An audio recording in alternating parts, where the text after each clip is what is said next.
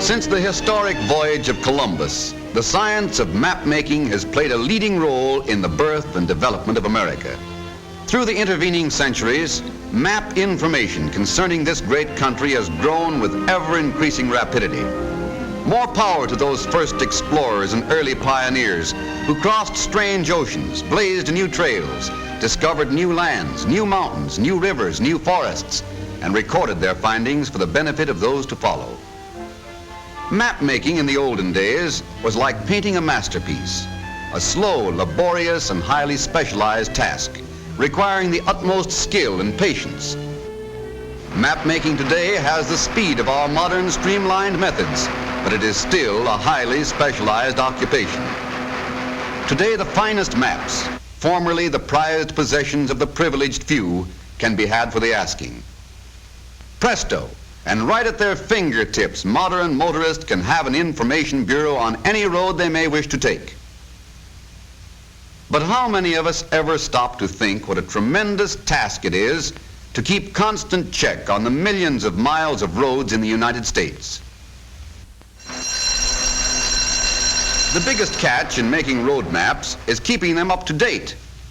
Modern map makers have solved this by developing a trick method of printing. Revised maps can be put out every 2 weeks. By this method, maps can have their faces lifted without fuss or feathers. Here's how it's done.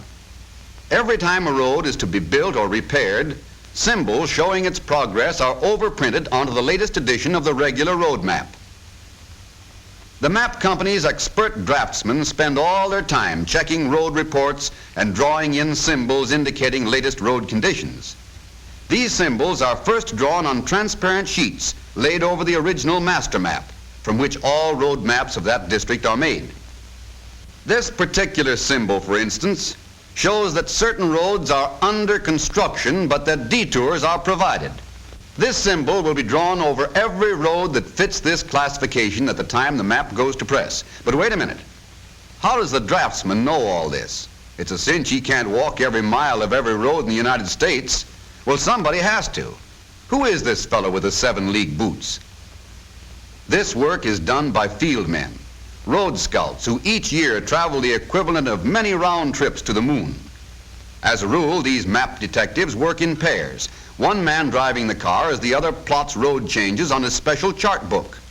Notations are carefully checked against special instruments to ensure complete accuracy. Drawing a straight line in a moving automobile on a bumpy road is one job that calls for a steady hand and a car that smoothly cooperates. These road changes, when carefully drawn to scale in the graph books, are now ready for the big leagues, the master detour maps in the drafting rooms. Here is another type of symbol often found on up-to-date detour maps. This one indicates road under construction but open to traffic. In other words, drive with care. Automobile club scouts like these also run down valuable road clues. These men often do 2 jobs at once. Besides gathering data for the latest detour maps, they also check new findings against old United States Geological Survey topographical sheets.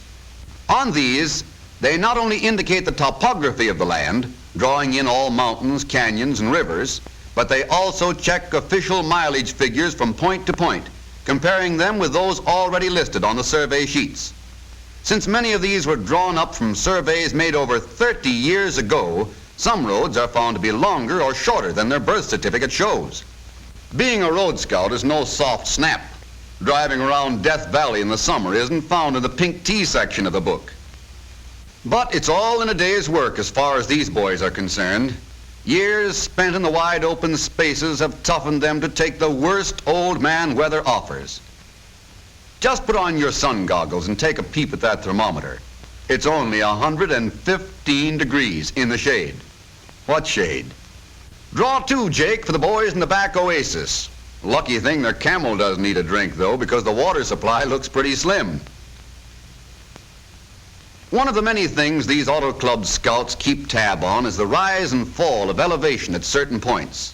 Since the Earth's surface is constantly changing, like the crust of a baking pie, they often discover that what was low down on earlier surveys is now on the up and up. Elevations are recorded with an aneroid, a special altimeter like those used on airplanes. This aneroid is so sensitive to atmospheric pressure, it registers changes of elevation in inches. This reading is then checked against the altitude figure on the Geological Survey benchmark. These benchmarks, found all over the United States, list elevations for each locality. If the road scout's elevation is at outs with the benchmark reading, he makes a notation of the difference and sends it to the Geological Survey headquarters in Washington. In the meantime, there are many more roads to be covered, so the boys better step on it or they'll never make their deadline. State highway departments and road construction companies also do their stuff in giving much valuable information for keeping maps up to date. This particular symbol, road closed to traffic, means just what it says. When you come up to bad news like that, there's only two things left to do: get a tractor or turn back. Well, here comes someone now. Is he going to be sore when he finds he has to go around by Pumpkinville? Hey, mister, turn around. Nix, you can't do that. Uh-oh, this gent's no tourist. He's the highway superintendent out to see how the new road's shaping up. There are countless men throughout the country just like this highway official who, in gathering data for their own use, contribute much helpful information to the makers of road maps. This gradometer, for example, registers the pitch of the grade the car is resting on. When recorded on the Highway Department survey map, this data will be sent to map company draftsmen along with blueprints of the road being built. Yes, it's swell teamwork on the part of everyone that gets speedy, accurate information from modern road maps. Daily, these men sail into their jobs unmindful of grueling road and weather conditions. Scenes like these, multiplied thousands of times, are continually taking place throughout the length and breadth of America. Each man adds his piece to the ever-growing and ever-changing jigsaw puzzle that makes up a road map. Speed is essential, particularly in the case of detour maps. Speed in getting the news on the map while it's still news. Speed in revising it when the roads are again open to traffic. When all this last-minute road information has been transposed to the overlay sheet, the sheet is removed and placed in a special vacuum frame. A huge camera then photographs the overlay onto a glass negative. This negative is photographically transferred onto a sensitized zinc plate, which, after having its face washed in an acid solution, is ready to be inked and locked on the press. This press swiftly overprints the detour symbols onto the latest standard road maps. These, in turn, are automatically cut and folded to the proper size, ready to give folks a good steer. Yes, map making has changed, has kept pace with a changing America. Modern maps guide us over the modern roads of the land, over great superhighways such as the famous New Pennsylvania Turnpike. Modern maps taking today's motorists where they want to go, when they want to go, quickly, comfortably, and safely.